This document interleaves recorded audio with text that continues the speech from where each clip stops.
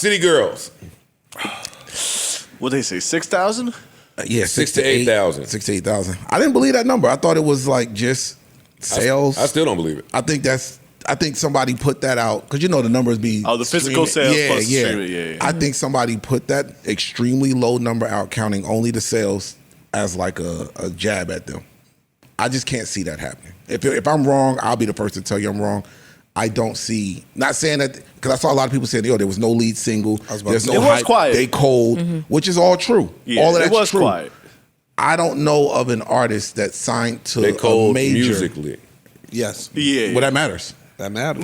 But No, that matters. It matters, but wanna not make this- 6,000. Not 6,000 matters. Yeah. That's why I'm like, I would have, if they would have told me the number was like 20? 15, 19, 20, Yeah. I'm agreeing with that. Uh-huh. I don't know of a artist that signed to a major that's doing 6,000. With that, especially with Just that kind of the- profile. Yeah, I just don't know of it. Yeah. That would be shocking. I need to have that number confirmed. Still sounds unbelievable to me. I'm with you as far as how they counted that. Maybe the album. I think it was intentional pure to album put that part sales. out there. Yeah, because then who would even put that? If somebody was trying to hurt them. Yes. During their release. Yes. So is that also why there's like the rumblings that they're breaking up as well? I think those have been there. Yeah. I think those rumblings have been there. I'm not so educated in my city girl, but with JT and Uzi, I think them rumors started because JT was all super in love.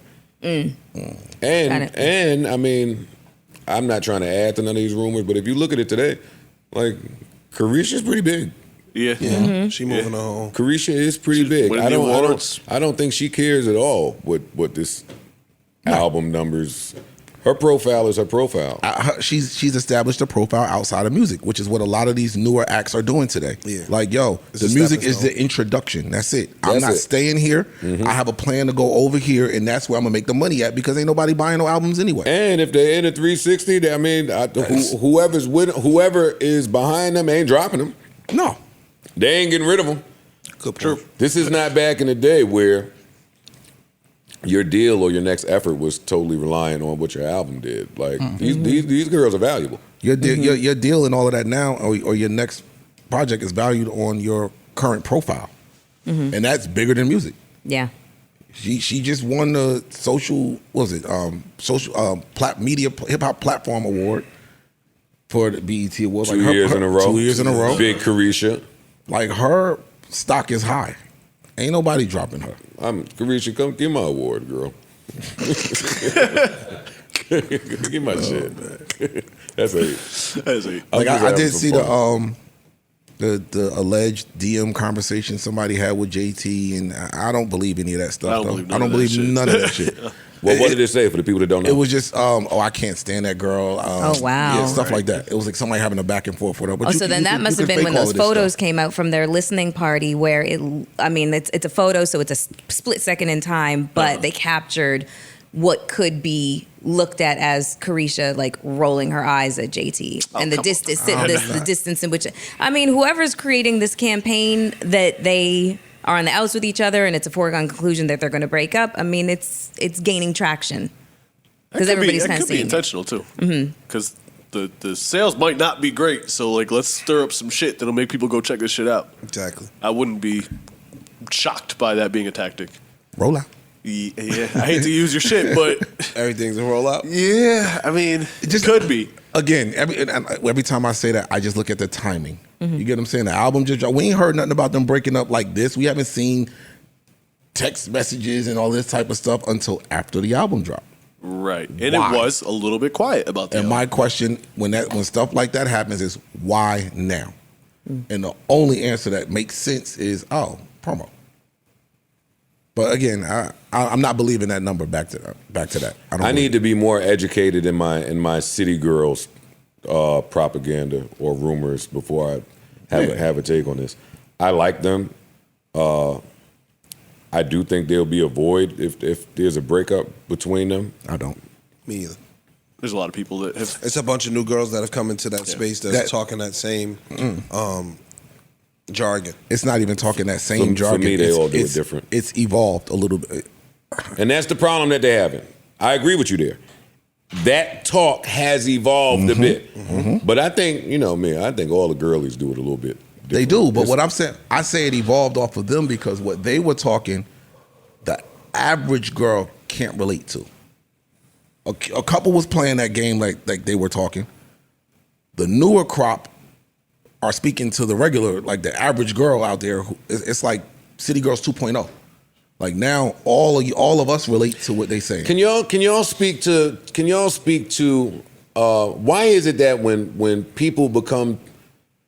people attain a certain amount of success, they lose the ability to speak to the average everyday or relate to the average everyday person? They ain't average no more. I don't think so. I think it's a contender. I think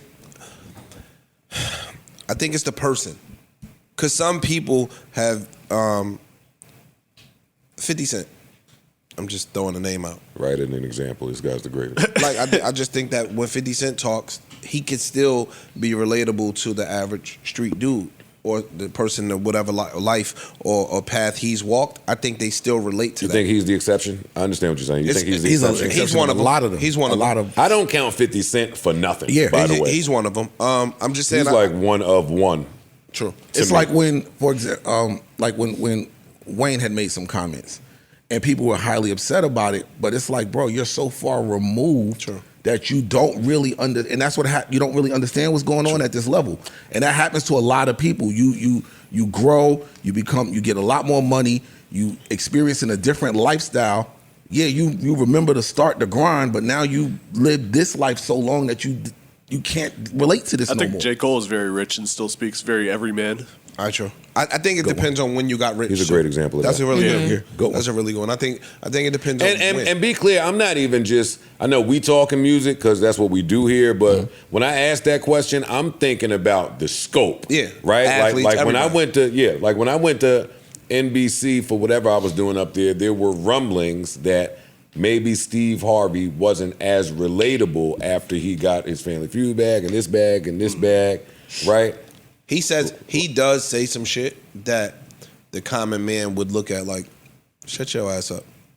Like we've had there's a reason Maury Povich was dressed in all that bullshit for all of those years. Yeah. And Maury got it. Maury got some money. He got it. Yeah. But that would be distracting. Let me just put this bullshit on and be unassuming, and the audience will always. There's a value to that. I hate that happens for artists, right? Like, because we getting this shit to be successful, right? Like the City Girls, by any metric, is successful. Absolutely. Whether you're talking about romance with Uzi and Puff, everything, brand deals, everything, they're successful all around the board. Shouldn't that should be the goal? New Joe Budden.